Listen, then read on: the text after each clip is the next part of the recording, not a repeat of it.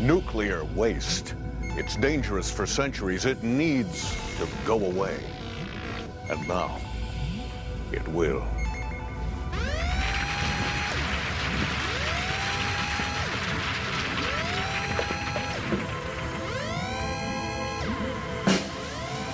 One,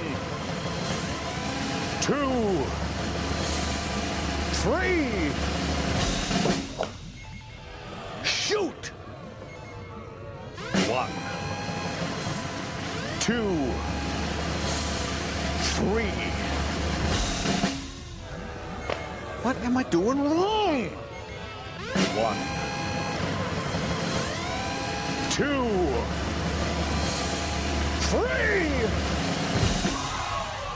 3. Boy, if only it were that easy. Now, the persistent paradox that is nuclear power. It's efficient. One train car full of nuclear fuel can keep a nuclear power plant running for a year. But it takes a whole train load of coal every day to keep a conventional power plant running. There are a lot of things to be afraid of when it comes to nuclear power. There are meltdowns where the uranium metal fuel gets so hot that it burns a hole through the reactor and the whole thing explodes. There are terrorists who could get hold of some of this nuclear material and make the events of September 11th look like getting a parking ticket. The real terror, the real danger, the real horror of nuclear power may come long after the power is generated with nuclear waste. Now, do science and society have an answer for this problem? Well, let's have a look. Let's have a look. Let's have a look. Let's have a look. Let's have a look.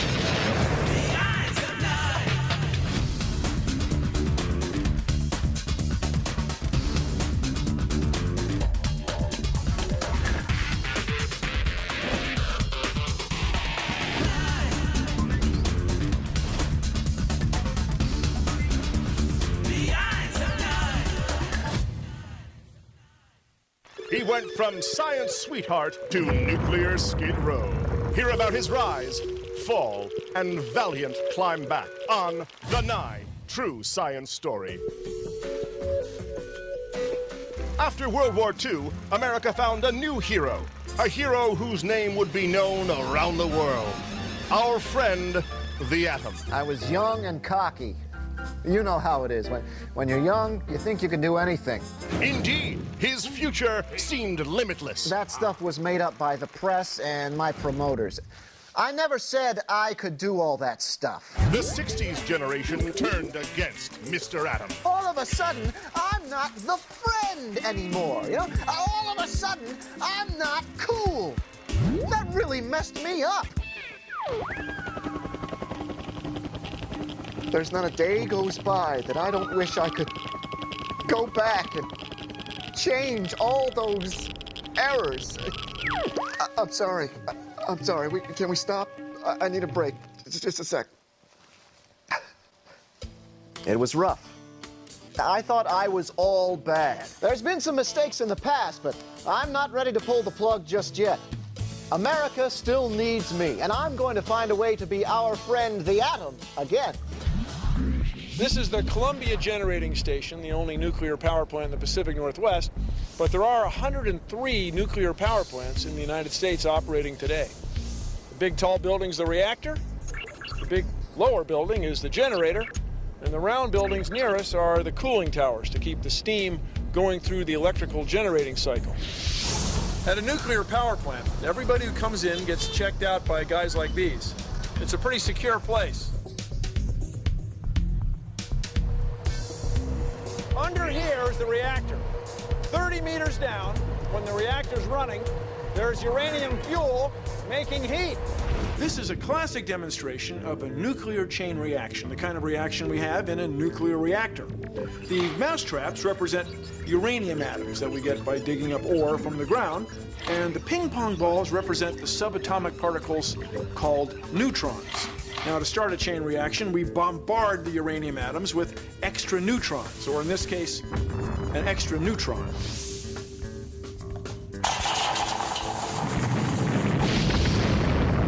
The reason this nuclear chain reaction is possible is because uranium has the rare ability to absorb a neutron, which will make it split or fission into smaller fragments. As uranium splits, it releases a lot of energy in the form of heat. It also spits out a neutron of its own, which can bombard a neighboring uranium atom, which then itself fissions, releasing heat and zinging out another neutron, and so on and so on. In the reactor, the heat created by fissioning uranium heats up water, making steam. This high-pressure steam blows on the propeller blades of a turbine, which spins the shaft of a huge generator. And in the generator, a coil of wire is spinning in a magnetic field, which makes electricity. So it all boils down to this. The reactor, the steam, the turbine, the fuel, everything is set up to drive this big generator. It turns 30 times a second and makes electricity for close to 3 million people. It makes 1.2 gigawatts. It's a lot of juice. A nuclear power plant can generate a lot of electricity, but in nature, we don't get something for nothing. So when we generate electricity, we also get tons of radioactive waste. How much waste do you make in 60 years?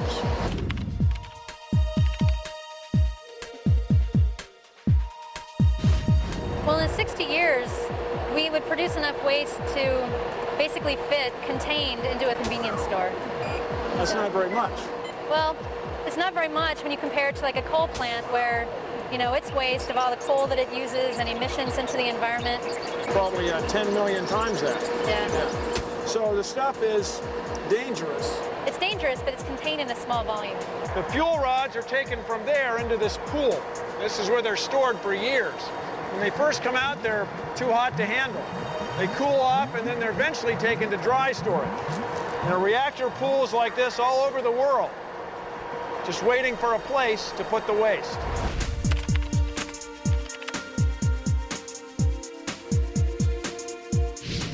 What is this, Larry?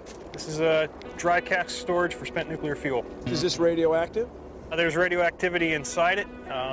We've got concrete overpack that protects us from the radiation. How thick is that? Oh, it's about 22 inches. Total about 24 inches, including the steel. You can just stand right next to these. You can touch these. Oh, yeah. It's completely safe. And you can see by looking at the meter, it's less than 1 millirem per hour on contact. Barely a millirem. Per hour. Put that in perspective. What's a dental X-ray? Dental X-ray is probably about 20 millirems. So right up next to it, it's less than an X-ray, which is only on for a few moments. Yes. Right. Suppose we just left it here. How many years or centuries would it take for this stuff to become benign? The current average estimate is about 10,000 years. 10,000 years. Yes. That's a long time. Yes, it is. There's something about these that doesn't look like they're good for 5,000 years. No, they're not. Yeah. Radiation is technically any energy that radiates. So light, heat, microwaves, and radio waves are all radiant energy. Now, this type of energy is often easy to contain. Microwaves can be contained with nothing more than a metal screen. Light can be blocked with nothing more than a piece of paper. The more paper you have, the more blocking you get. Now, in nuclear reactions, our problem is what we call ionizing radiation. Ionizing radiation can smash into the tissues of living things and disrupt our cells. A high dose can kill you in a few seconds, or a few minutes, or a few days. Lower doses can disrupt your DNA and make you sick. That's how it causes cancer. So we need to keep people and things from getting irradiated in the first place, and pieces of paper aren't going to do it. Scientists in the nuclear industry often use concrete and stainless steel, built up in layers as much as 3 meters or 10 feet thick. See, with enough shielding, you can contain even nuclear radiation. You see, in this game, rock beats paper.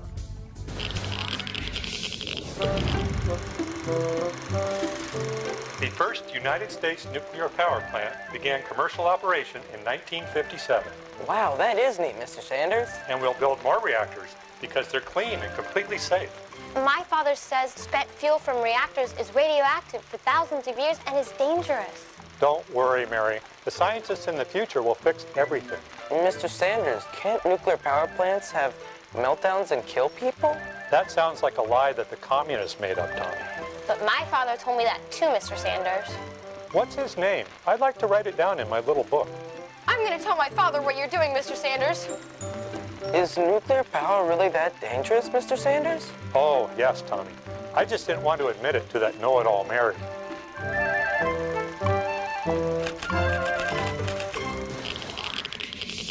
if you had your way, what would you do with the waste? I'd put the waste in Yucca Mountain. Now, why do you like Yucca Mountain? Well, it's the best method preferred to date for dealing with spent fuel storage. Do you think there'll ever be a better method? You never know what some engineer's gonna think up down the road, so I can't say it's the best. Look out there. Looks like we're in the middle of nowhere. And in a sense, we are. We're out here near Yucca Mountain, where we're going to store nuclear waste. But it's only 100 miles from there to Las Vegas. That's not very far at all, especially if you have to keep that waste away from people for 10,000 years. Well, we're on Yucca Mountain crest, about 5,000 feet above sea level.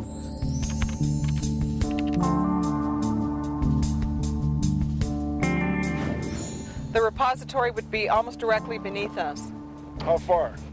About 1,000 feet down to the repository, about another 1,000 feet beneath that to the water table. Why Yucca Mountain? Why here? I think the top reasons are it's a very dry site.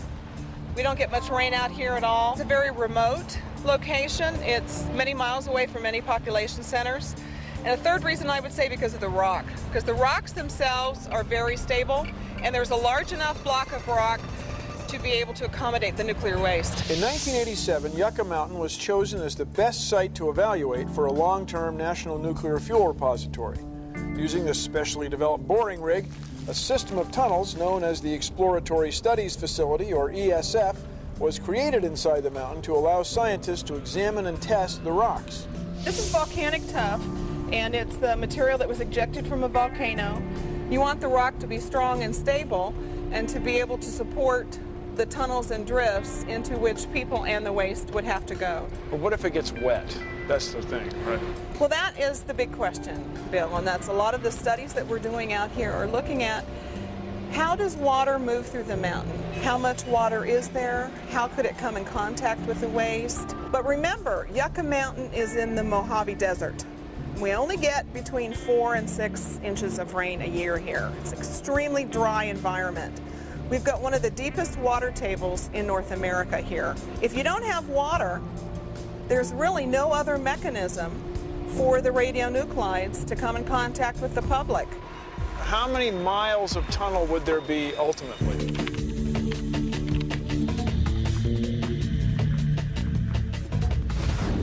The amount of tunnel we would need to emplace 70,000 metric tons is approximately 65 miles of tunnel. And how many do you have so far? Right now we just have these two, and these are not part of the repository. These are part of the exploratory studies. They would not be used for emplacement. Do you think this facility will do the job storing 70,000 metric tons? I believe it will. Being a researcher, I have confidence in science and engineering. And 10,000 years? 10,000 years. Rain, shine, earthquakes, we're good. As a scientist, I believe it's good, but I make no guarantees. It's going to be very hard indeed to build a structure that's earthquake-proof, leak-proof, and erosion-proof that lasts at least 10,000 years. It's never been done. Consider the pyramids. They're some of the longest-lasting civil engineered structures on Earth, but every single one of them has been broken into. And the vandals and archaeologists who got in were not deterred in any way by big, heavy stone walls or spooky curses. Maybe they just couldn't read the hieroglyphic warning.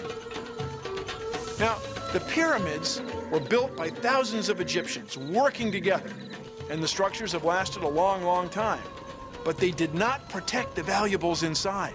What makes us think that we can? So is Yucca Mountain a good idea? Yucca, I'm worried, is going to be one of the worst environmental mistakes that our species has ever made.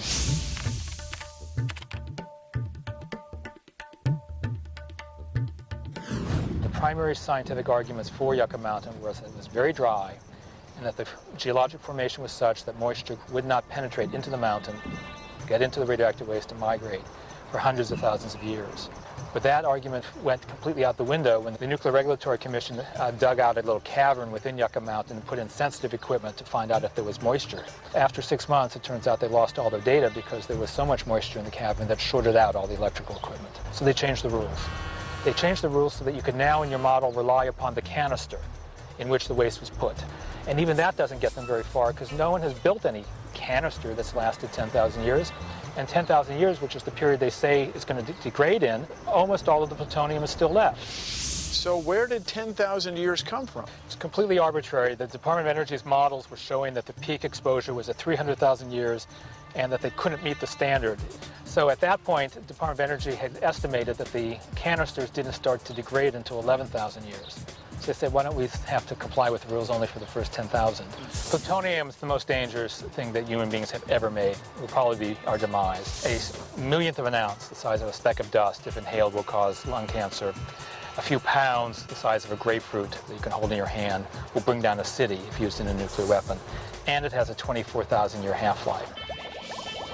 We measure radioactivity in what's called half-lives. You see, the atoms in radioactive material spontaneously just break apart or decay.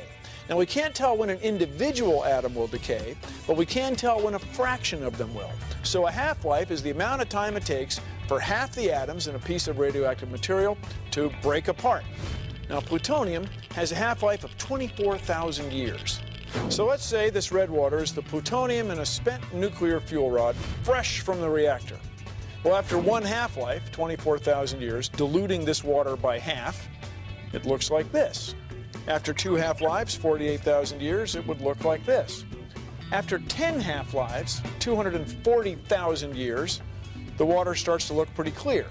Now, plutonium is notorious. It's especially radioactive. It's 20 million times more radioactive than uranium dug from a mine. You see, we're not talking about potato salad left out in the sun. We're talking about plutonium. Now, the legal requirement for storing this material is only 10,000 years. That would be over here someplace. That's not even half of a half-life.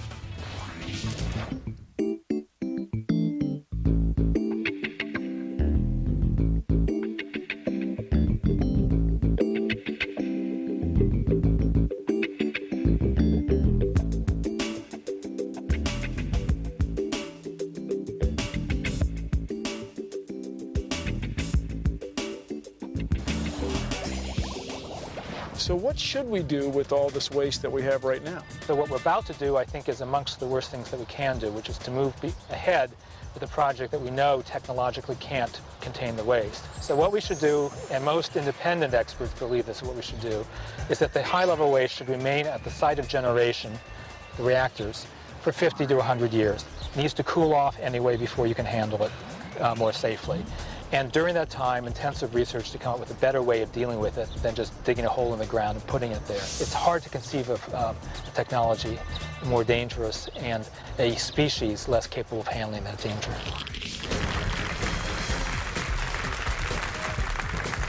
Good evening. My guest is Congressman Peter Newton, and the topic is nuclear energy. Congressman, what about the fact that reactor-grade plutonium could be used by terrorists to make weapons? Well, that's bad. So I would have to say I am against nuclear energy. But you could also argue that in over 50 years of using nuclear energy in the U.S., no one has ever been killed in a nuclear power accident. That is good. Count me in on that. And then there's the enormous cost of disposing of nuclear waste. We cannot afford that.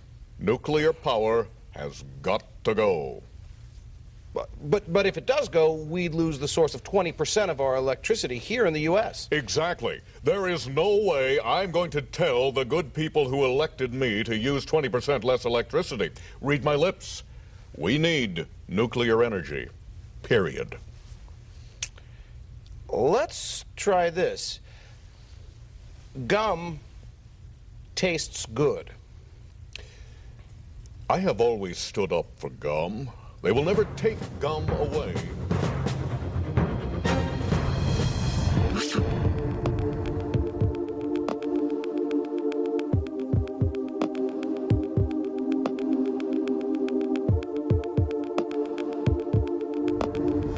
$300,000 tons and growing. Scientists have spent nearly 60 years and billions of dollars researching and testing, looking for a solution to this problem. They've come up with some pretty interesting ideas, like burying waste under the ocean floor, dropping it into a hole in the Earth's crust, tunneling under remote islands and leaving it there, or stashing it in the polar ice caps. So far, all these plans prove to be unmanageable, too expensive, or just too dangerous. But what about shooting the waste into outer space? We would be rid of it forever, and it could just fall into the sun or maybe expand with the universe.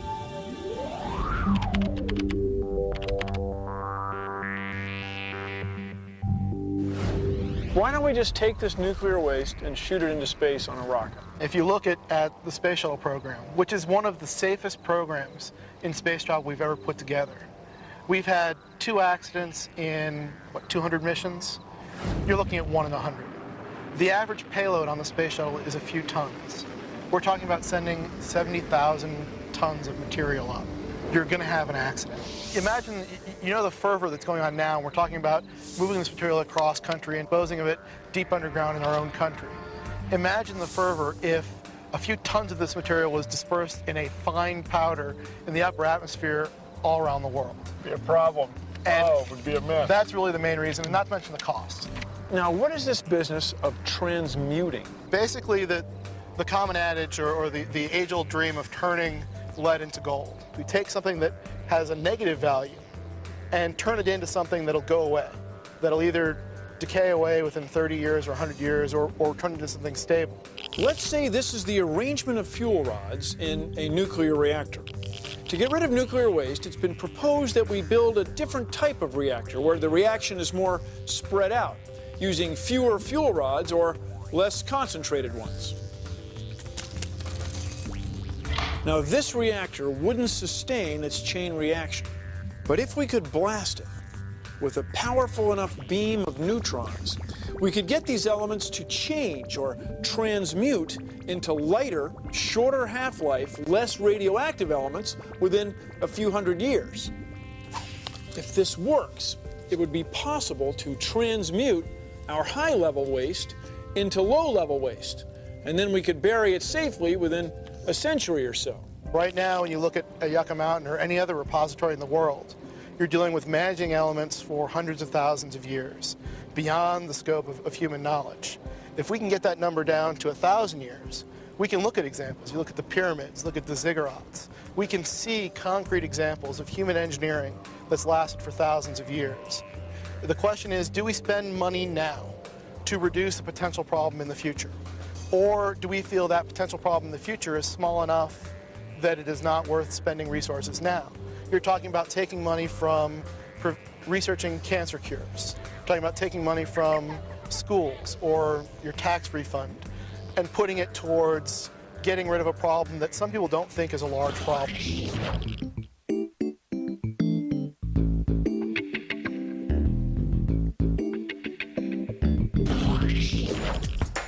Nuclear power offered great promise. It was created by geniuses, but there are no genius trash collectors picking up after them. Right now, the nuclear waste problem has no solution. Yucca Mountain is fraught with difficulties. The state of Nevada is doing all it can to stop it. See, nuclear waste has been sitting out there all over the world for decades. But remember, we're talking about plutonium and very concentrated uranium. This stuff is deadly on a scale that's hard to imagine. You have to wonder, has anyone really stopped to think what 10,000 or 30,000 or 300,000 years really means? No civilization in history has lasted a tenth of the half-life of this material. Now, until the waste problem is solved for real, nuclear power doesn't do us any good.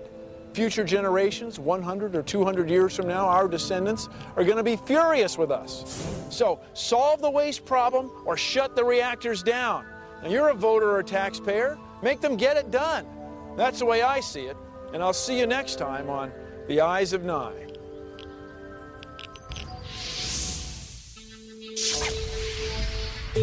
We've covered a lot of ground, but it's just the tip of the iceberg. Check out eyesofnye.org for more cool science.